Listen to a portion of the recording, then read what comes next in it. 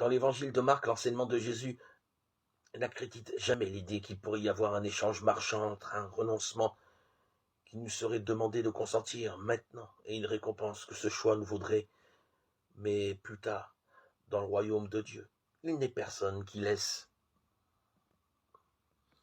maison ou frère ou sœur ou mère, ou père ou enfant, ou champ, qui ne soit pas introduit dans une nouveauté de lui-même. Maintenant, en ce temps-ci, Marc 10, 30a, la promesse concerne bien l'homme qui est maintenant en train de tracer sa voie dans l'existence.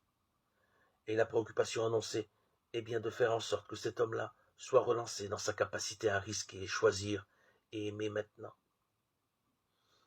Dans l'évangile de Marc, l'enseignement de Jésus ne donne pas davantage crédit à l'idée qu'un don nous serait fait indépendamment du chemin qui le fait accueillir.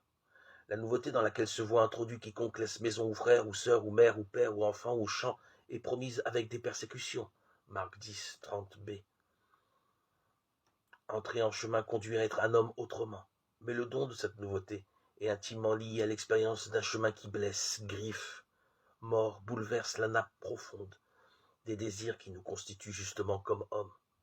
Quiconque passe par cette rupture reçoit maintenant le don d'exister autrement, et dans l'éternité qui vient, une vie éternelle. Marc 10, 30. Il vit derrière Jésus d'incessantes modifications de soi, jusqu'à ce que son épanouissement aboutisse en Dieu dans l'éternité.